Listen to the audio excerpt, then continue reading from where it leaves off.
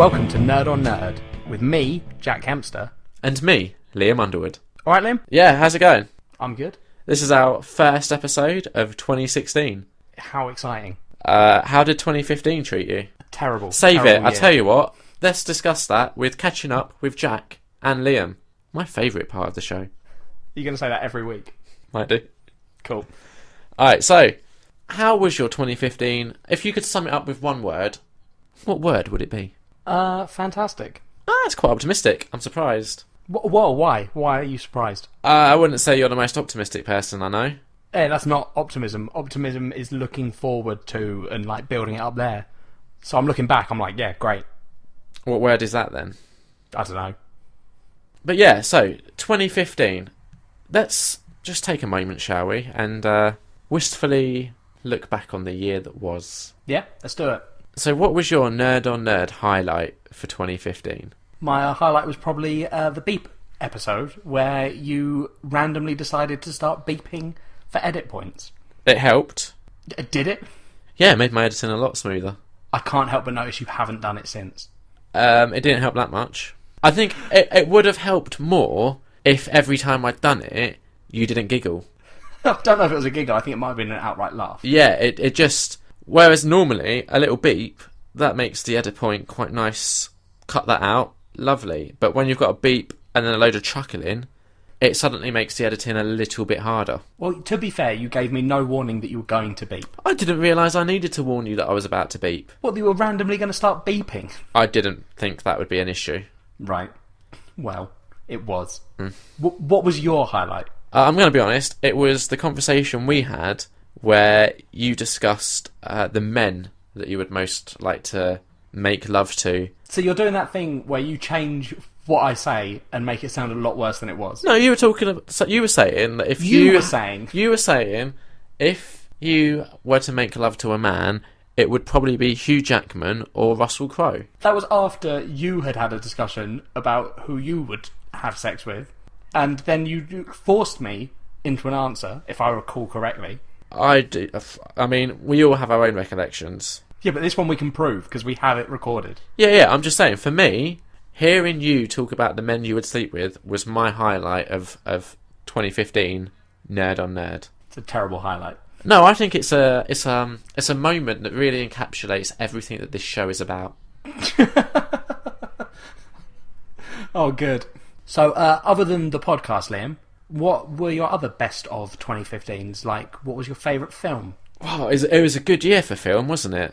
Yeah, we've had some pretty decent ones. Yeah, so far. Now, I need to preface this by saying there's a lot of 2015 releases that I haven't yet seen. Yeah. But, so far, my favourite film from 2015 is probably Star Wars. Oh my goodness, what a surprise. I can't believe that. I've heard it's been doing terribly at the box office. It's actually been doing quite well, you know? It beat Titanic. Yeah. It still hasn't beaten Avatar. Yeah, but, I mean, Avatar had the 3D sales to boost up the prices a bit, didn't it? Yeah, that was slightly strange. Not a great movie, Avatar. No, not at all. Whereas Star Wars, pretty great movie. What was your favourite film of 2015 then? Shock and awe, Liam. Mine was also Star Wars. Right, so, should we now nicely segue into Jack and Liam saw a film at the cinema, and this is their spoiler-free review of the film that they saw at the cinema. Do you want to let me finish first? You dragged that out way too much. Oh, I don't know what you want about. I'm sure I'm concise, I get to the point. It's simple. Let's do this. Alright, so, my spoiler-free review, I liked it, I thought it was good. I love our spoiler-free reviews, they're so good. Yeah, Star Wars, really good. Go see it if you haven't. So yeah, I think, you know, there may still be 8 or so people in the world that haven't seen Star Wars, but for all we know, that could be our 8 listeners. So, let's stop it there. Not to spoil it. Yeah, we don't want to spoil it for anyone. So, back to your best of 2015. Yep. What was your fave computer game? My fave computer game, Liam, this year has been Fallout 4 because it's incredible. Good reason. Yeah, that is what makes it the top of the list. It's a long-ass game, though. It is a long-ass game, that's true. And I haven't even finished the game, so I guess in a way you could fault me for that and say, well, how can it be a favourite if you haven't done it? But there's something about a game where you can just go in and, like, I've not even been trying to finish the main quest particularly. I'm just doing what I want to do. Well, that's the best way to play it, really, isn't it? Yeah, I think that's what they wanted people to do. Go and explore and find all the cool stuff. It hasn't. I haven't really gone back to it after my first. I spent about a weekend where I played it, and that was it. Yeah. Well, you're a completionist with games. Sometimes. You like getting all the trophies. Sometimes. I know someone that's gone through and got all the trophies, which is terrifying. I would never do that. I don't think it's an impossible thing to do with Fallout 4, is it? It's not. But then the thing with that is, with a game that's like a story and you're creating a character and following the story, if you have to then go back, load a save, and do a different part of the story, I find that odd. Okay. You know what I mean? I get what you're saying, but that's coming from a very much you're getting a bit too invested in it then. That's like trying to step back from the fact that it is just a game. No, that I play it for the story? Yeah. Well, no, it's the same thing as watching a film. Yeah. No. I get what you're saying. If they had achievements at films, and they were like, you get one for sitting all the way through and watching after the credits, and you get one for leaving in the middle because you didn't enjoy it, you wouldn't go and see a film twice and go, cool, I got both achievements. I don't know if it's quite the same, but... It's not. It's completely different, Liam. It was a really bad metaphor, but yeah. I'm using it. Okay, fair enough. My favourite game of 2015, because I've dabbled with these long games like The Witcher 3 and Fallout 4, and I'm sorry, I'm a busy guy. I don't have 100 spare hours to sink into these games. Alright, fair enough. So I kind of prefer games that you can pick up, play a bit, and put back down. So my favourite game is Uncharted, the Nathan Drake collection. See, I find it ironic that you say I don't have enough time to play these long games, and then your top game is 3 games, all remastered onto a new console, and I believe quite long. Good value for money. And, yeah, it is. I hadn't played them before.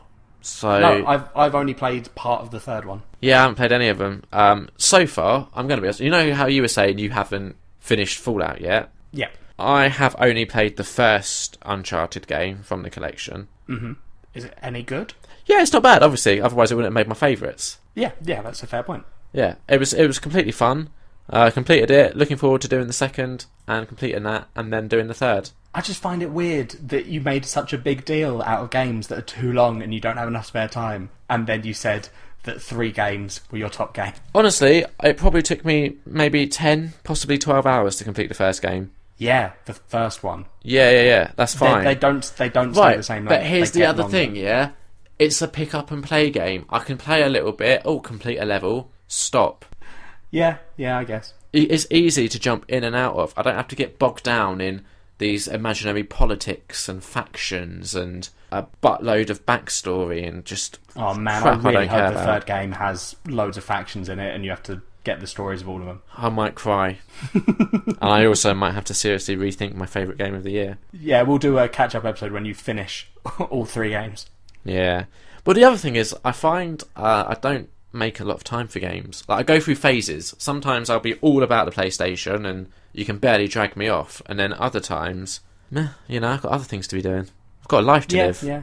Well, you do watch a lot of movies as well. Yeah. So I imagine, if you weren't watching movies, because I don't watch very many movies except when I go to the cinema, so I have more time for games. I think we do opposite on those things. Probably. And then you also make time for reading, and I just rarely I don't can be make bothered. time for reading, Liam. I just read when I'm on the toilet. Sorted. How long do you spend doing that? About an hour. Is that normal? Oh, no. Is it like you do your business and then you just sit there for like another 45 minutes? Sometimes. If I get really into a book and I'm sitting there reading and I'm like, oh, I want to find out what happens next, you just stay sitting. But have you ever got it where your legs have gone a bit numb? Oh yeah, constantly. Yeah. It's probably not very healthy. It's not, and you share a flat with other people as well, don't you? So that must be... we got 2 separate bathrooms and they all use the other one. Oh, okay. Are they like that's Jack's special reading place? We can't go in there. It didn't used to be, and then with the new roommate, they both use the other one, so it's sort of become my one, I guess. So you used to think I was weird for reading in the bath. Reading in the bath is weird. I would like to ask our listeners what's weirder, because don't get me wrong, I will read when I'm going potty, but I've got a stack of magazines that I can flick through, so I can read short little articles. Once my business is done, I'm done. I was over-exaggerating the time. I don't think you were. It's about 45 minutes. That's still too long. Yeah, it might be. Let us know, listeners. Yeah. How long does it take you to do number 2s? Carrying on. Yeah, favourite TV show of 2015. Mine was Game of Thrones. Solid choice, can't argue with it. Really good series this year. I mean, I say that as if any of the series have been bad, which they haven't. They've all been really good. The thing is, it was very good, but I think I slightly preferred the year before. Yeah. Well, the What year happened before. in the year before. That's when you had the Mountain versus the Viper fight. Okay, yeah. That series was really good. I think that's possibly my favourite scene from a show that has quite a lot of damn good scenes in it. Yeah, that was a really surprising. Oh, I guess not. Maybe not surprising because by that point we've established that they're not going to do what we expect them to do. Yeah. But still, yeah, that was incredible watching that. What was your favourite TV show? Well, they've only aired half of it so far, but the first half of this season of The Walking Dead, it's been pretty damn good. Yeah, I haven't watched any of this series. You're missing out. Now, I'm normally incredibly critical of The Walking Dead. Yeah. Because I love the comics. They're probably my favourite series of comics I've ever read.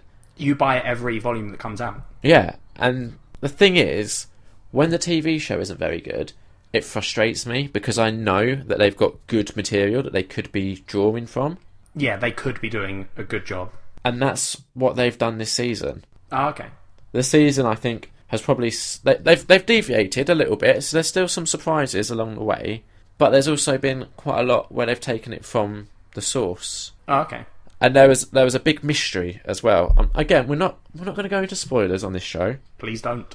But there was a big mystery, and it was fun watching it on a week-by-week basis and just kind of getting swept along with that mystery, not knowing what would happen next. Yeah, were you doing the sort of like trying to solve it yourself sort of thing? I wasn't sort of, going back and watching it frame by frame, getting into it that much, but I also wasn't trying to read online, what happens next. It was fun not knowing. That's fair enough. But I think overall, 2015, not a bad year. Good year, good job 2015. Yeah, especially for, films, TVs, games. Pretty good. Pretty good. Well done. Are you It sounded like you were congratulating me. Not you. I mean, no, if you want to congratulate me on 2015, that's fine. I'll take it. What did you do in 2015 that warrants congratulations? Well, I was there. I'm part of it. I was part of 2015. When historians write about 2015, are they going to mention you? Yeah, they'll say Jack Kempster co-founded Nerd on Nerd podcast, which went on to become the only podcast on the internet because of how good it was. Fair point. Can't argue with that. Exactly. But let's take a moment, if we may, and let's look forward with hope, maybe eager anticipation, to 2016. What? Why? Yeah? Do you want to... Yeah, let's talk about 2016, Liam. Yeah, why not? Why shouldn't we? Why do you get all zen and philosophical when you start talking about these things? Why not? It's just odd. I think the problem is you live in London, right? So you're so in the rat race, you're constantly running around in your little wheel that you struggle to just take time, relax, chill. Whereas you living in the countryside, you're going out and experiencing the world, and you sort of one with nature. Yeah, I'm picking blackberries and eating them and stuff. Yeah. Yeah. You wander into the forest and a lone deer comes up to you and nuzzles against your hand. Yeah, exactly. And then we share a tender moment. It looks at me, I look at it. We understand that together in this world we're sort of one, but we're also not. And then it goes off in its own way, and I go back to my house to watch more movies. That's beautiful. Thank you. So, 2016. Yeah, let's stop talking about nature. Let's talk about films, games, and TV shows. And also, the Nerd on Nerd podcast. What are you looking forward to in 2016 with the podcast? I'm looking forward to it carrying on. That would be nice, wouldn't it? Yeah. I guess that's sort of up to us. Oh, well, sort of up to whoever edits it, really, I think. That's true. That's the big crux of it. And massive thanks to our editor, Brian. He's so good. Honestly, I don't know how he makes us sound so good. He's a genius. You particularly, he's got his work cut out with. Well, it's something to do with my recording equipment, isn't it, Liam? I'm too quiet. Well, it's something along those lines. What are you looking forward to about the podcast, Liam? I'm just looking forward to us getting more listeners, to be honest. I mean, don't get me wrong. It's great that we've got 5, and I'm super appreciative to those 5 people if and when they listen. But wouldn't it be nice to have another 5? I think that's the wrong attitude, Liam, because I'm happy with all our listeners. You singling out the new listeners. Oh, I'm happy with our 5, but I want more. I'm happy with all of them. The ones that listen and leave, that's fine. Go with the flow, man. Whereas you, Mr. Negative, you're always trying to like turn on the listeners. No, And there's me trying to protect them. I Please. just don't understand. I love the listeners, okay? The listeners are what get me up in the morning. But it would just be nice if they came back. Well, I think me and the listeners, we've all figured out by now, we know that you're a dick. And that's the core principle of it all. Well, I mean, is that why they're leaving? What film are you looking forward to, Liam? Batman versus Superman? Yeah, we've both spoken about it on the podcast. At length. You know my opinion. You know my opinion, yeah. We don't need to go into it again. I'm just super amped for it. You are. And, I'm starting to get there, maybe. I think when it gets closer, it might do a Star Wars on me, and I'll be like, oh, I do have to go see it. I think what will happen is I've had to put up, before you go a little bitching and negativity, and then it's going to come along, it's going to be fantastic, like I've predicted, and then you're going to be like, oh, I better jump on that bandwagon, because it was really good, wasn't it? I don't and jump I was on wrong. bandwagons. I was wrong, Liam. You was right once more.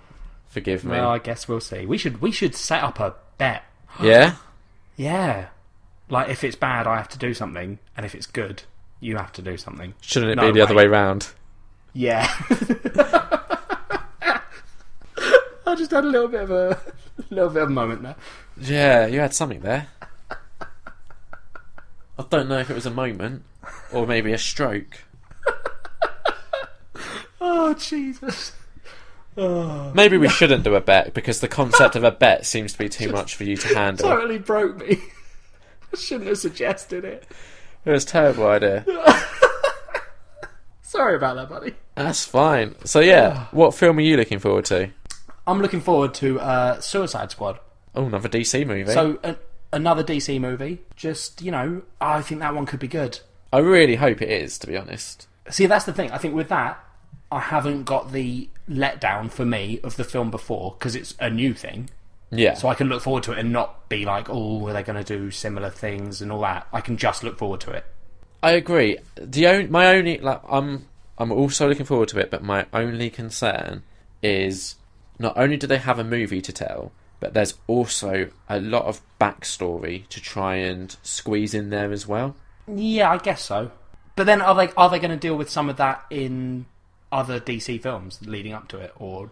I think the only film coming out before it is Bats vs Supes. Yeah, so they might have a scene in that where Superman goes, you know what, Batman, you did a really good job getting all your villains put in jail. And then Batman goes, yeah, Superman, I did. You did a good job too, getting some of yours thrown in there too. Let's hope they don't team up. If they do that, I don't know if that's either the most genius bit of script writing ever or the worst. I think it might be the best, Liam, because I came up with it. Maybe. So what game are you looking forward to? I'm looking forward to the one that I've been looking forward to for 2 years now, has it been in the pipeline? No Man's Sky. I'm aware of it. Since they announced it and showed the video and were like, this is what we're doing, I've been looking forward to it. Just exploring a universe that's supposedly, apparently it's impossible to cross. If in a ship, it would be impossible to cross it in a lifetime. It's some ridiculous number of years. I'm assuming there'll be a fast travel system or something that, gets rid of that problem. But the idea of it is incredible. May I refer you back to my issue with games? Yeah, but this one I think is a pick up and play game. Not if it's going to take me an entire lifetime to just get across the bloody map. No, but that's not the... No, because it's a universe, right? Right. So from the sounds of it, you're going to be in your spaceship, you're going to be flying around, you'll be doing whatever, fighting some pirates, doing some exploration, and then you'll be like, oh, what's that little planet over there? You'll go over to a planet, and then you'll get a little notification that says, you discovered this planet. And then anyone that goes there after that will see your name on it. That's kind of cool. You're not selling it to me. Why? I don't feel the need to have validation like that. I'm like, if I went to the planet and then I don't know, did something amazing on the planet, like I single-handedly wiped out all of its nature, then sure, Liam the Conqueror was here. Your idea of amazing is slightly terrifying. If I was a hero and just wiped out a planet... Yeah, and then we had a little sign, Liam was here, beware. Well, it might have that. I don't think it's going to have that, Liam. No, I just, just because I happen to stumble across a planet don't mean I should get naming rights on it. I mean, that is exactly how stuff works. Yeah. The person that discovers something names it. Oh, in our world, where doing that sort of thing's difficult, but in a computer game, I'll just do it by accident. It's going to be difficult because there'll be like enemies and stuff stopping you progressing in the universe, I'd imagine. I'm not sold on it. Well, whatever. What's your favourite? What game are you looking forward to? Final Fantasy 15. Boring. Ugh. Honestly, right, I don't even know why I'm looking forward to it, because on paper, I have no reason to. Yeah. I haven't played a Final Fantasy game since 8, and they're talking about revamping the battle system, so it's more like Dragon Age, and I bloody hated the Dragon Age battle system. Yeah, you did. That was. But there's something about Final Fantasy. I'm looking forward to diving back into that world. Also, again, let's go back to all my points where I don't like games that take 100+ hours. I'm sure it's going to be like really that. It's weird. I don't know why it's my favourite game. I just didn't want to pick Uncharted 4. Both things. You've been like, oh, I hate you. I hate you, Liam. You make a point, and then both the games you've mentioned have been stupidly long games. What's your favourite TV show? I'm looking forward to the next series of Daredevil. Oh yeah, so you like season 1, I guess. I loved season 1. Better than Jessica Jones? Yep, I thought so. Okay, and then season 2, they're bringing in the Punisher, aren't they? Yeah. And Elektra. I'll be honest, I haven't particularly been paying attention to it. I'm just looking forward to it. I would be if there was some sort of confirmation that Fisk was returning. Oh, he's got to, hasn't he? I don't know, I didn't write the show. Oh, didn't you? Unfortunately not. Now, if they You're wanted... a sarcastic dick. Yeah. No, but, so, I don't know. I don't judge things that are going to come out well. I say that, and then I judge Superman and Batman. Yeah. I don't know. I'm looking forward to it. I really like the first series. I like the way Marvel's been doing their TV series recently, so I'm excited. But my only thing, instead of doing a second season of Daredevil, I'd rather they get their asses in gear and we get closer to the Defenders, because I'm way more excited for that. But I feel like that's the point where it's even more likely that they mess something up, is doing all three of them together. Oh, undoubtedly. It's exactly like the Avengers. That movie had the most potential to be messed up, and it wasn't. So let's have a bit of optimism, a bit of faith. Yeah, no, I do. Don't turn this into a thing where I'm not saying that. I've got faith in them. I think they've done a really good job. I'm just saying that also the Defenders doesn't come out in 2016, so I can't say that. Yeah, but if they, weren't spending their time fanning about doing Daredevil 2, maybe it would be. No, but see, okay, that wouldn't work, because then we would have the way Daredevil and Jessica Jones ended do not lead to a series straight away where it's like, quick, team up. Yeah, but even the way Jessica Jones has ended doesn't lead to it, and I don't think we're getting a season 2 of Jessica Jones before we're getting the Defenders. No, but then I'm sure she'll, so Luke Cage appeared in Jessica Jones, so I'm sure she'll appear in his. Right, and why can't Daredevil just pop up at the end, and then all of a sudden, boom, let's go, Defenders time? Well, he's more of a loner, isn't he? That's his thing. I honestly don't know. Fair enough. What TV show are you looking forward to? It's going to be the next season of Game of Thrones. See? Yeah? Well, the thing is, we're in uncharted territory now, aren't we? Yeah, we are. So I'm super excited. I mean, you haven't got the book readers that were like, you just wait till you get to that part.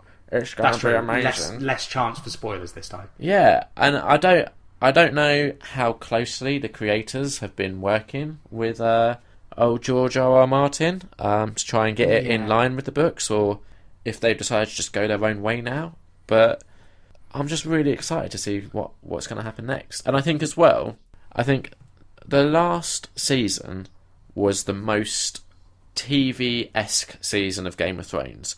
By that I mean the seasons beforehand very much did their own thing. So, for example, the finale would normally be episode 9, then we'd have episode 10 where we just kind of reset the chessboard for the next season. Yeah. Last season was way more structured like your typical season of TV. Where the series ends on a cliffhanger. Exactly.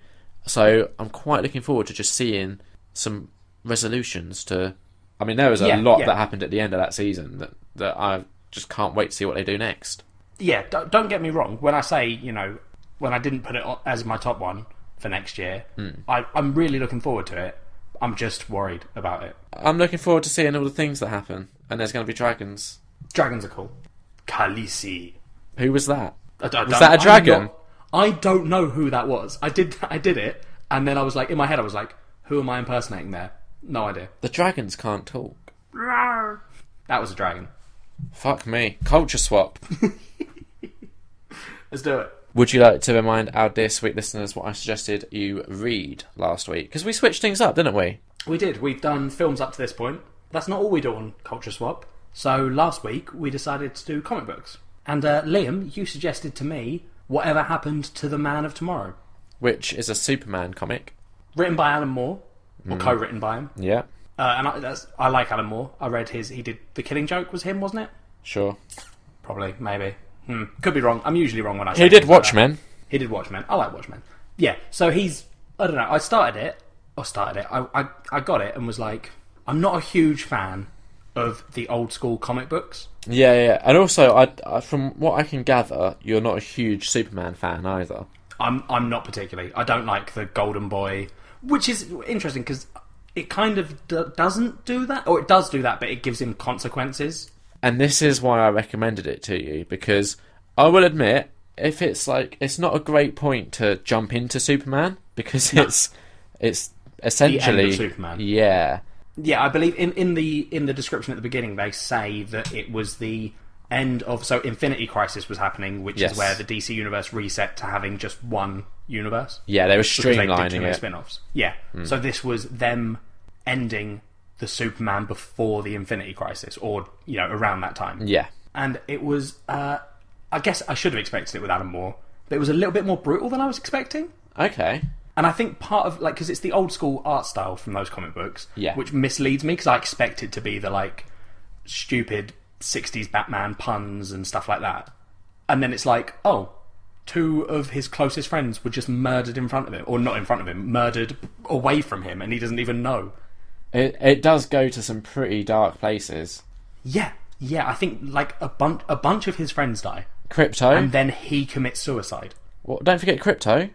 Yeah, Krypto kills himself to save Superman from Kryptonite Man. Yeah. Oh, I did not know that was a character. But I'm sorry, seeing Krypto sacrifice himself like that choked me up a little bit. Yeah. I love Krypto. I don't love Krypto. Why? He's a dog. He's a super dog. It's one of the most ridiculous things DC. You're one of the most ridiculous things that anyone's ever done. Thank you. What a terrible insult.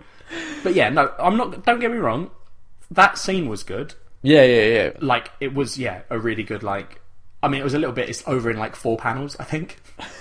It's a little bit quick. You're like, oh man, Kryptonite Man's here, I wonder what happens. And then Krypto's like, rawr, and then you just see him die. Yeah, it's like, oh, Krypto, I hardly knew you. It is literally he appears, 3 pages later, Krypto is dead. You're like, oh god. We should mention there are going to be spoilers. They know by now. If it's an old one, we do spoilers. Yeah. But yeah, so as someone that isn't a fan of Superman, right? Yeah. What do you think of the depiction of him in this comic? I mean, he's the same Superman that I don't particularly like. He's the goody-goody, I have to be good, no matter the cost sort of thing, which I don't like. And he's still overpowered, and all that stuff. But I just enjoyed that finally, instead of it being superhero and supervillain, and the supervillain threatens the superhero, and then the superhero just resolves everything and there's no losses. This one was the supervillain that did it actually does get a lot of bad stuff happening and kills people. What do you think of the setup to it before it all begins? It was a little bit weird, because it's suddenly lots of villains start wanting to kill Superman. Seems to be the idea. Yeah, I don't know, it's a very... The way the ending, right, of it seems... There's a point where if they'd ended it... Because at the end he goes into a gold kryptonite room to supposedly commit suicide, right? Which is dark. You're like, oh man, Superman's killing himself because he killed someone. Yeah. And then they sort of ruin it all by following that up with you seeing a man who doesn't look like Superman, who is married to Lois Lane, and they have a baby, and then you see the baby crush a coal into a diamond, and then you're like, oh, maybe she had Superman's kid. I quite like that ending. No, but then the bit where he winks because it's Superman, that was really annoying. No, I liked that. That was nice. Died. Everyone has to die with you, don't they? Yes, I'm not happy unless the main character in something dies. Well, I'll bear that in mind for my next recommendation. Please don't. I don't want it to be highly depressing. No. So, It hasn't done a lot to change your opinion of Superman comics. It hasn't, but then I'm not a fan of the newer Superman stuff. Okay. It's not that I don't like Superman. Like, I've read stuff with Superman in it where I'm like, yeah, it's a good story. It's just the actual character that I'm not a huge fan of. Yeah. So it's not like as soon as I see who Superman is, like, I'm like, oh, terrible. Because it's just the character that I don't particularly like. I used to be like you. Oh, please enlighten me. Well, I used to think, Superman's overpowered. It makes it boring because, he can just click his fingers and fix everything, essentially. Yeah. But then I realised, actually, that comes with a price. There's a burden to being Superman. Yeah? Yeah, I mean, try and put yourself in his shoes if you can. Like, he essentially has to decide what is good and bad, and then he has to act accordingly. He is basically the moral compass of America. Right, well, I mean, my first issue with that logic is if that was an issue, he should go to the government or to the government of multiple countries or the UN and say, look, I have these powers. I can't be the one responsible for deciding the morals of everyone because that is a dictatorship. So instead what I'll do is put myself in the hands of a democratic process. And what's that going to achieve? Probably something better than a man who just goes about and does whatever he wants and everyone's like, no, he's the best. But here's the thing, he doesn't just go about and does whatever he wants. He still, despite having that immense amount of pressure on him, he still does what's right. Often to the detriment of himself. Yeah, but that's on him. He's the one that's taking that on. I wouldn't do that. Also, right, I mean, this is you, let's not get into that, but also... Yeah. Could you imagine being the last of your kind? I am the last of my kind, Liam. No, you're not. What? You're not even the last Kempster. You've got like 2 siblings. Yeah, it's true. I'm more the last of my kind than you are. Yeah, that's a fair point. I mean, you're still human, so... Yeah, exactly. It's a moot point. Yeah. But I mean, the loneliness he must feel, and then... No, you're totally right. It must be so hard for him to be the last of his kind, especially when his cousin survived as well, and then his dog from the same planet as him came back, and then every single time a Kryptonian has appeared in the comics, he must just be devastated. Exactly. When he sent 3 of them into the other dimension, that must have been horrible. Could you Knowing that imagine? he was the last one. Could you imagine? He's not the last fucking one. Also, immigrant.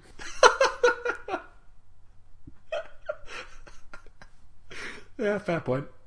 Also, right, my last thing that makes me just feel bad for the guy, he's in love with Lois Lane, a human who, less of an issue in this comic that we read, but a human who, for the most part, he has to lie constantly to.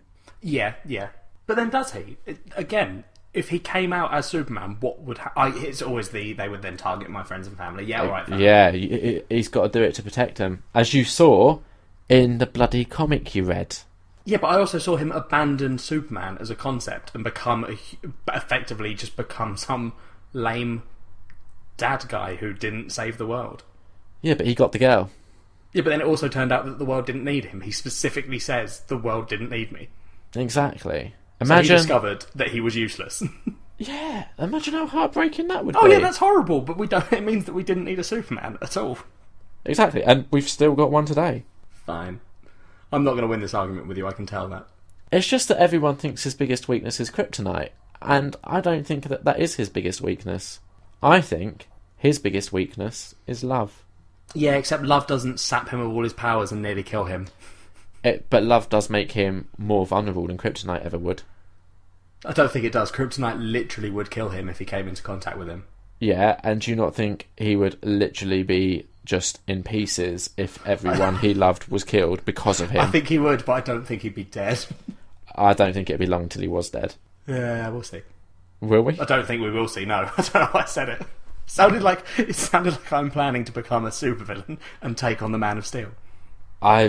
My money's on the Man of Steel winning that. Yeah, same, man. Same. So, out of 5? I'd probably give it 3. Distinctly middle of the road. Not bad, not great. Yeah, it wasn't the best comic book I've ever read, but it wasn't terrible. Was it better than you was at least expecting?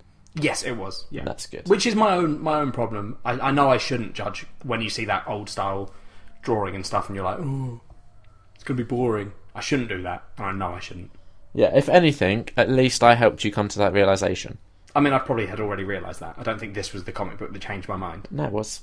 I've read The Killing Joke, and that's probably the main one. Yeah, but you did say that when you opened it, you had that feeling, and then you read it, and then you realised that you shouldn't have had that feeling. So clearly, you really want me to say that you helped me? Clearly, The Killing Joke didn't completely get that feeling out of your system, did it? Otherwise, you wouldn't have had that feeling when you opened this one and saw the art style. Right? What did I get you to read, Liam? You got me to read Neverwhere by Neil Gaiman, despite knowing my feelings towards Neil Gaiman. Oh yes, your feelings that are founded on reading the first part of Sandman. Yep, and now nothing else. Are further enforced by reading Neverwhere. What was your opinion of Neverwhere, Liam? It was alright, but it was just, it's just. What is it you don't like about Neil Gaiman? I don't know. Like, what? No, there must be something. There must be something about the reading of it that you were like, I'm not enjoying this. I think it's just.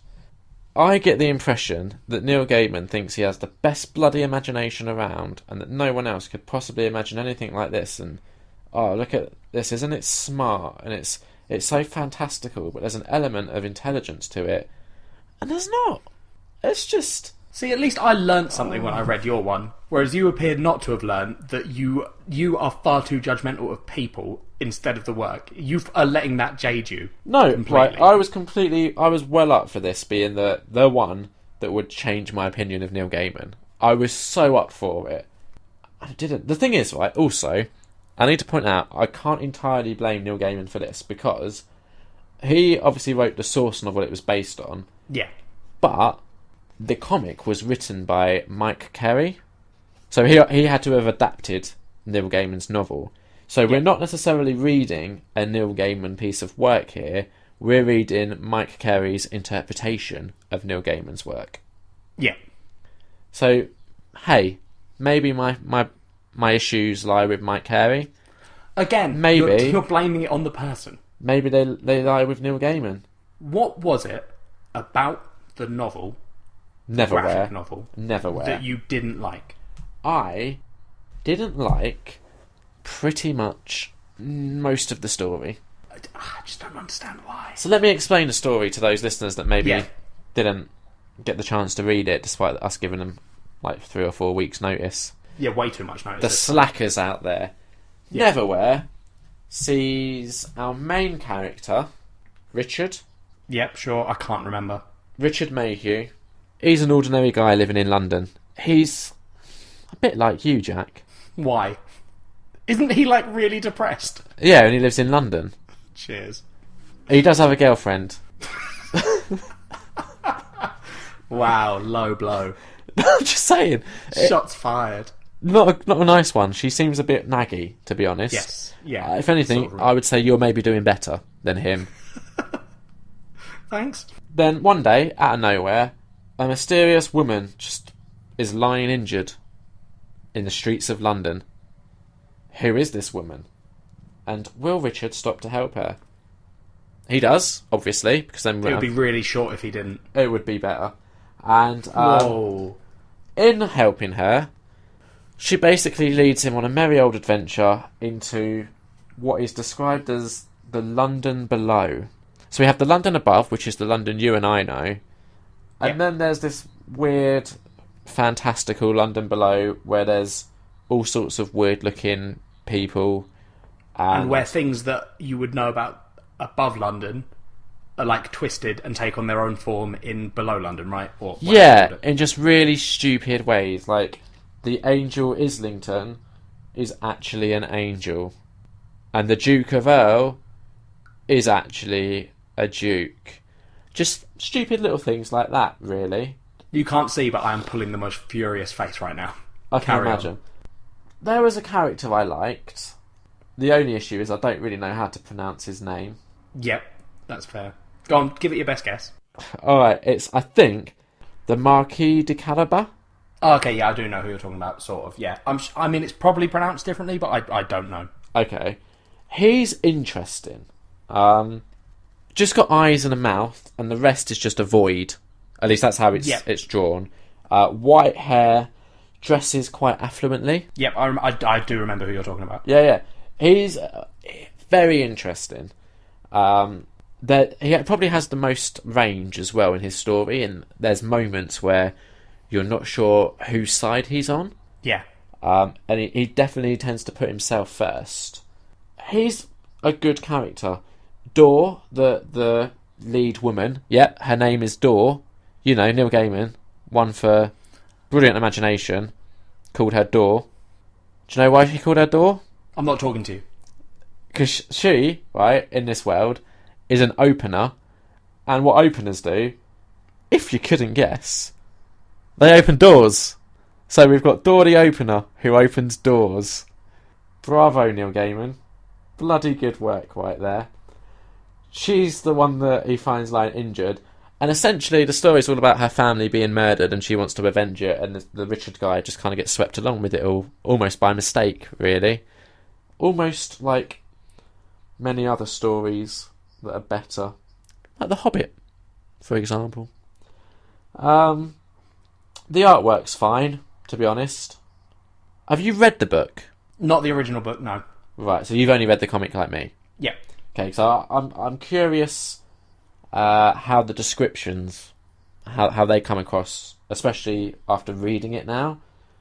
Yeah. Because there's a lot of like bizarre looking creatures. They're all quite humanoid.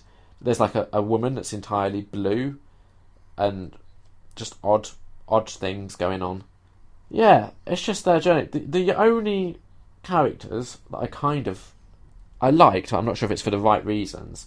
There's two villains, really big hench guy and a little weedy guy, and they talk as if they're smarter than they actually are, which I kind of like about them. We have Mr. Croup, who chats a lot, and then Mr. Vandemar, who's just this hench guy, bit of a brute, should we say. They just go around killing people, basically. But, yep. I mean, that's great. That was the highlight for me. Honestly, if you were to say, would you recommend this to anyone, I'd say no. Right.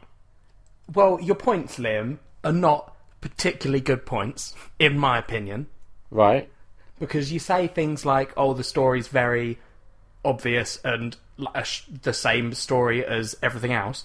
Guess what? Everything's the same fucking story as everything else. Because everything follows the same rules. The, like, circular hero narrative and stuff like that. Which, surprisingly, this one doesn't fucking follow. Because the hero never discovers that he's, like, the one. Does he? I don't remember. Well, that didn't make a good point, did it? Does he discover he is the one? It's not that he necessarily discovers he's the one. This isn't like, oh, there's one hero to save them all. It's just so different to the standard thing. No, it's if it was different, it might be good, but it's not. It's quite predictable. But that doesn't make something bad. Being predictable isn't right. a fault. No, it isn't. If something's enjoyable but predictable, hey, at least it's still enjoyable. Yeah, but your point was like, oh, it's classic Neil Gaiman. You've read one fucking other Neil Gaiman thing, so you can't say that. You're letting your opinion, which you've fabricated, can I point out, that he thinks he's smarter than he is, you've let that jade your view of his stuff. Because he doesn't do that. He's a really down-to-earth guy. When you see interviews with him and stuff, he's not like that at all. Right, maybe it's not Neil Gaiman. He talks to his fans, he's a really good person. Right, maybe it's not Neil Gaiman who thinks he's better than he is. Maybe it's you. Maybe. Yeah, I think you might be right. Maybe it's all of his fans who put him on a fucking pedestal, and then you read some of his stuff, and you're like, what is the big deal? I don't think he's a god, but he's good at what he does. Is he? Writing. Is he good at what he does? Yes. Is he? Right, if he's good at writing, okay, how is recommending me a graphic novel that's been adapted by someone else from a book that he wrote? Because I wasn't trying to get you to like Neil Gaiman. If you were, you would have failed magnificently. I would have given you American Gods to read if I was trying to convince you to like Neil Gaiman. As I've said before, it's not necessarily Neil Gaiman I have the issue with. You did not say that before. You just said that after I made a very big point about your problem. I said it's not necessarily Neil Gaiman, it's Mike Carey who adapted this. Maybe my issue lies with him. However, I don't think he's necessarily responsible for all of the story beats being pretty predictable. I mean, take this for example, okay? Now this happens towards the end. There's a beast of London living below the streets of London. Imagine that. It's horrible. Stop saying imagine that. Like that's a thing that's really obvious and should exist in everything. There's a woman called Hunter. Right. Guess what she does? That's the fucking point of it, Liam. Yeah, she's a hunter. But no, the whole point of Neverwhere is it's taking London that you know and it's twisting it. It's not writing a whole new thing. It would have been a totally different book if they didn't have the Angel of Islington in it. Because then it wouldn't have been taking real London and creating a parody world of it where everything is based on what exists in our world. Because then you wouldn't feel the connection by being like, oh, I know Angel Islington's a place, so I know that Angel of Islington is what they're talking about when they start saying that stuff. And Elephant and Castle's in it as well, isn't it? No. Is it not? No. I thought it was. I sort of vaguely remember there being an elephant. No. Do you know what it is? I think I remember reading it and being like, I hope there's an elephant in this. Fuck me. Anyway. Cut that bit out where I talk about it. No. So there's a hunter, right? Back to my point. I will talk through all your points till you agree to cut it out. Sure. There's a hunter, right? And they're the best hunter in the land, yeah? There's never been a better hunter. They've destroyed loads of things, right? Then they fight the Beast of London, and she's got like a magic spear, and apparently only this magic spear can defeat the Beast of London. But the best hunter in the world gets killed by the Beast of London, and you'll never guess who actually kills it. It's old boring Richard Mayhew. But the main that's character. Something different, isn't it? Because the whole time you're saying that, how is that something I haven't read different? This for a while, made it seem like the hunter was going to kill the beast. Oh my lord! Because that would be the really obvious thing to do. Would be to make the hunter kill the beast. The really predictable thing to do would be to make your main character do something better than someone that is supposedly the expert at it, but they get beaten at it. I think you're jaded towards this, and I don't think I'm going to be able to change your mind. You're definitely not going to be able to change mine because I loved this graphic novel. I'm not saying you're wrong for loving it. Oh, I am saying you're wrong for not loving it. No, there's neither of us is wrong or right. No, I'm right and you're wrong. To me, this was a load of bollocks, basically. And also, right, it ends with him. So he's discovered this magical world, yeah. He's even, like, people have pointed out to him that his girlfriend's a dick, right? Yeah. And yet the whole thing is just him wanting to get back to his life of mediocrity. Yeah. Fucking That's not predictable. It's just stupid, that's what it is. And then it's at the end, though. At the end, he's given the chance to either stay in this fantastical world or go back to mediocrity. He goes back to it, and then in literally the space of one page, he's like, oh, wait a second. It's fucking boring, isn't it? I'm going to go back to that magical world. So, what have we achieved in these 200 plus pages? Bugger all. I couldn't tell you what I've taken away from this. I think all I've taken away is I'm really not a fan of Neil Gaiman. Which isn't even true, because, again, you keep pointing out that that's not what you said. I'm really not a fan of Mike Carey's interpretation of Neil Gaiman. The art's alright. I mean, that's the most positive thing I can say. The art's alright. But, I mean, I don't know why you recommended it to me. Just to remind listeners, if you want to get in contact with us and explain to Liam why he's a fucking dick, that time it wasn't just me trying to fit it in the podcast, that was real. If you want to tell him and explain, why his point is fucking stupid, you can. And we'll tell you again at the end of the show. What do you rate it out of 5, Liam? 2.5. That's too high for what you just said. Is it? 2.5 is the middle. That means you are average about it. But you just went on a huge rant about how it was shit. Oh, alright. Let me justify, okay? The thing is, yes, it was predictable, right? Yes, I wasn't a huge fan of it. But it didn't, get under my skin to the point where I was really annoyed by it. There was nothing in it. And that's maybe even the point. There was nothing in it that I could care enough about to muster up any feelings beyond apathy and a little bit of resentment that you were making me read all of it. Right, well, that's not average then, mate. It is. Your average shouldn't be mild apathy. Or no, mild resentment. Sorry, I mixed up the ones there. No, resenting you, not the comic. Yeah, but I was apathetic to the comic. You can't be resenting me for an average film. Like, if I gave you you didn't No, like John dies but- at the end 2.5, and you didn't like John dies at the end. Here's the thing, right? You know my feelings to Neil Gaiman, and this just enforces them. Your unfounded opinion, which you based off of, like, the first part of Sandman, which I then told you was not the best part of Sandman. Yeah, I don't know why you thought this would make me change my mind. God, you're a douchebag sometimes. I'm just saying, right, in my humble opinion, Neil Gaiman's Neverwhere, as it says on the cover, Yeah. not for me. Right. But you think it's average. So that means that you would read it again. No, I would not. 2.5 says to No. me I would read it again. No. Right, so don't give it No. 2.5. Wait, you'd watch a 2.5 movie again, would you? Yeah, because that's perfectly average. No, That's 3 an is all-right perfectly movie. average, 2.5 is below No, average. 3 is not average. 3 is good. No, it's Because not. 3 is above half. No, but that's not the way it works. Yes, it is. 0 to 5. 3 is not half. 2.5 is half. But So that's average. The average is taking it. 2.5 is average, Liam. Again, listeners, if you want to explain to Liam how a 0 to 5 scale works, please message us. We'll give you the details at the end. to me, 3 is average, not good. 4 is good. No, because 5 is excellent. No, because 4 is not good. Because good, there's too many good things. 5 is excellent. 5 is reserved for the best of the best. Yeah. So Star Wars to me was a 5. No, right? 4. To me. I'm learning so many things this episode about you that I don't like. You rated it your best film of 2015. Yeah, I've only seen 15 films of 2015. Well, were released in 2015. It was a Your solid rating system 4. is It was very a solid flawed. 4. It was a good movie. A little bit derivative, but a good movie. Fun. It was fun. Solid 4. Back to Neverwhere. To With your me, terrible to rating. me, a 5-star thing is practically perfect. Die Hard, Lord of the Rings, Back to the Future. 5 stars. 5 stars, best of the best. Yeah, but 4 then and a what you're half, saying but is, what- zip, 4 and a half is something that's really, it's good. Just 1 or 2 little niggles about it. Lost in Yeah. Translation, 4.5 stars. Into the Wild, 4.5 stars. 4, good, solid, knows what it's doing, does it right. 3.5, better than average. I don't think you need to run down every fucking point. Evidently, I do.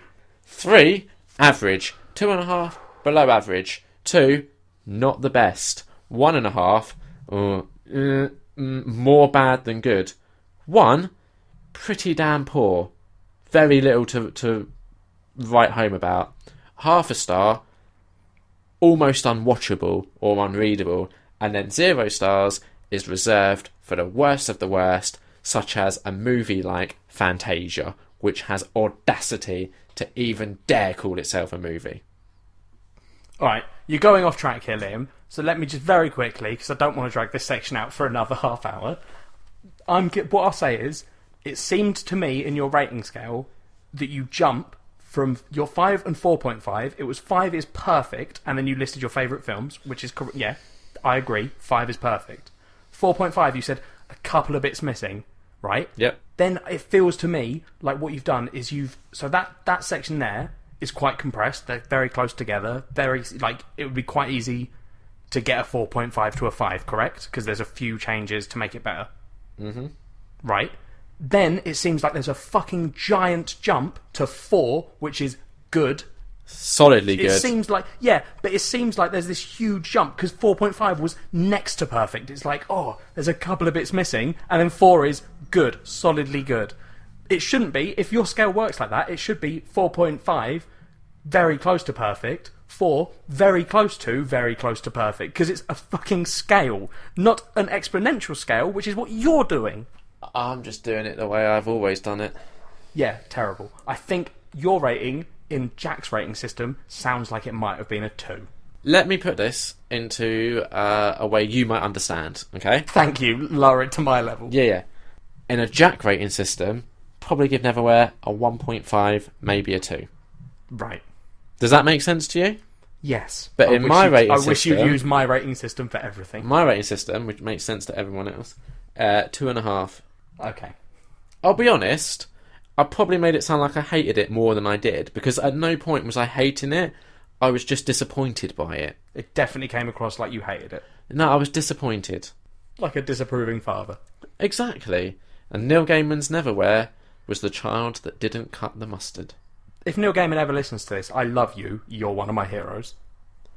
Mr. Neil Gaiman, I've yet to see what the big deal is about you. I think you're overrated, but I'm open-minded. Maybe you've done something that I will like. Fingers crossed, eh? Oh, okay. So next week, Jack, come on. What are we doing next week? Let's mix things up again, shall we? So, yeah, we've done films and we've done comic books / graphic novels. Yeah. So next week, we've decided that we're going to be doing apps. So what have you got for me then? I'm giving you the app / game, Her Story. Okay. I've seen it about. I've heard good things, so I'm curious. I haven't played the app. I've only played it on PC. It was really good on PC. Okay. So I hope the app's as good. Well, fingers crossed. What are you giving me? I am giving you the app / game, Soda Dungeon. Oh, I've never heard of it or played it. I think you'll enjoy it. I've got a hunch. Yeah, you got a feeling that I might enjoy it. Thanks for listening. You've been beautiful. What was that? So bye. How we end.